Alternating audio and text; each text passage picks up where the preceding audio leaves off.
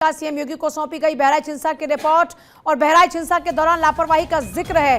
PWD के notice की जानकारी भी दी गई है। आरोपियों के खिलाफ बुलडोजर कार्रवाई के लिए पीडब्ल्यूडी ने दिया है नोटिस। ये बड़ी खबर, बड़ी जानकारी सोर्सेज के हवाले से सीएम योगी को बहराइच हिंसा की रिपोर्ट सौंपी गई है। बहराइच हिंसा के दौरान लापरवाही का जिक्र है। पीडब्ल्यूडी के नोटिस की जानकारी भी दी गई है। आरोपियों के खिलाफ में बुलडोजर कार्रवाई के लिए भी पीडब्ल्यूडी ने नोटिस दिया है।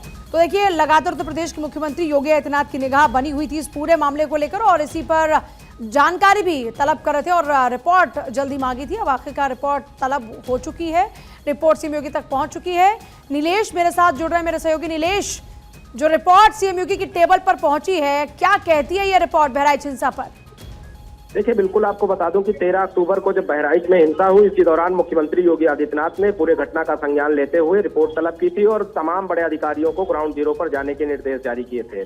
जिसके बाद उत्तर प्रदेश के एडीजी और एसटीएफ चीफ अमिताभ एस ने मोर्चा संभाला था और आज मुख्यमंत्री योगी आदित्यनाथ को बहराइच में हुई हिंसा की रिपोर्ट सौंप दी गई है। बताया जा रहा है कि 2 पन्ने की रिपोर्ट है जिसमें लापरवाही का जिक्र किया गया है। साथ ही साथ ये भी कहा गया है कि लोक निर्माण विभाग की तरफ से जो 23 मकान है जिन पर नोटिस चस्पा की गई है, उसकी भी जानकारी मुख्यमंत्री योगी आदित्यनाथ को दी गई है।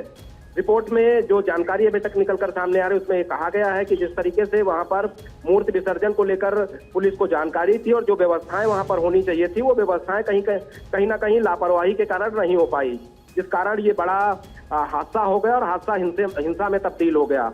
उन तमाम चीजों की रिपोर्ट भी सौंपी गई। उसमें रिपोर्ट में ये भी कहा गया है कि जिन जिन घरों में आगजनी हुई है, तोड़फोड़ हुई है, शोरूम में आग लगाई गई है, अस्पताल में आग लगाई गई है, उन तमाम चीजों का जिक्र भी जो मुख्यमंत्री योगी आदित्यनाथ को रिपोर्ट सौंपी गई है उसमें किया गया है। फिलहाल अब देखना होगा कि लोक निर्माण विभाग की तरफ से जिन 23 मकानों पर नोटिस चस्पा की गई है, उन नोटिसों को लेकर उत्तर प्रदेश के मुखिया योगी आदित्यनाथ क्या कुछ एक्शन लेते हैं। तो नीलेश, क्या माने, ये रिपोर्ट क्या इशारा कर रही है? सब कुछ प्रायोजित था? देखिए, रिपोर्ट में साफ तौर पे अभी तक ये कहा जा सकता है कि जिन अधिकारियों के ऊपर जिम्मेदारी थी कि सकुशल त्योहारों को संपन्न कराएं, क्योंकि उत्तर प्रदेश के मुखिया लगातार ये संबोधन में भी कहते आए हैं और त्योहारों से पहले उनकी तरफ से बयान भी जारी किया गया था कि अधिकारी जो है सामंजस्य स्थापित करें, चाहे वो पुलिस के अधिकारी हों, जिला प्रशासन के हों, नगर निगम के हों, पीडब्ल्यूडी के हों, आपस में सामंजस्य स्थापित करके त्योहारों को सकुशल संपन्न कराएं। जहां पर बड़े आयोजन होते हैं वहां पर रिपोर्ट की जाए कि कितनी की संख्या इकट्ठी होगी और परमिशन उन लोगों के पास है या नहीं है, क्योंकि दुर्गा पूजा को लेकर तमाम जगहों पर पंडाल लगाए जाते हैं, तमाम जगहों पर प्रतिमाएं स्थापित की जाती हैं, पूजा पाठ होता है और जब आखिरी दिन होता है तो आखिरी दिन पूजा पाठ करने के बाद प्रतिमाओं को विसर्जित करने के लिए बड़ी भीड़ इकट्ठी होती है। तो क्या उस भीड़ की जानकारी स्थानीय प्रशासन, पुलिस प्रशासन को नहीं थी? अगर थी तो वहां पर मौके पर पर्याप्त पुलिस बल क्यों नहीं लगाया गया?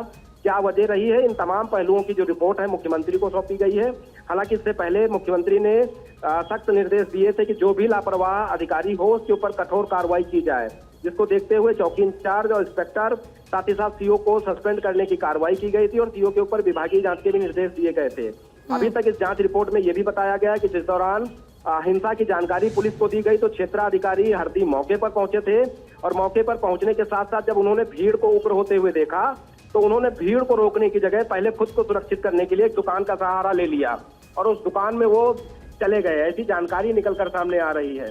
अब कहीं ना कहीं इस जांच रिपोर्ट के आधार पर जिला प्रशासन के अधिकारियों के ऊपर भी कार्रवाई होगी, क्योंकि ये पूरी जिम्मेदारी जिला प्रशासन और पुलिस प्रशासन की होती है कि चाहे वो धार्मिक आयोजन हो, सार्वजनिक आयोजन हो, अगर उसमें रिपोर्ट तलब की जाती है पहले की कितनी संख्या वहां पर श्रद्धालुओं की उमड़ने वाली है, लोकल इंटेलिजेंस यूनिट की क्या रिपोर्ट थी, उन तमाम पहलुओं को जांच करने के बाद जो है मुख्यमंत्री को रिपोर्ट सौंपी गई है और जल्द ही कई और अधिकारियों के ऊपर गाज गिर सकती है। साथ ही साथ इस पहलू पर भी जांच की जा रही है कि क्या ये पूरे घटनाकांड के पीछे कोई साजिश थी, पूर्व नियोजित ये पूरा घटनाक्रम था या फिर एकाएक ये घटना हो गया और पथराव कहां से हुआ।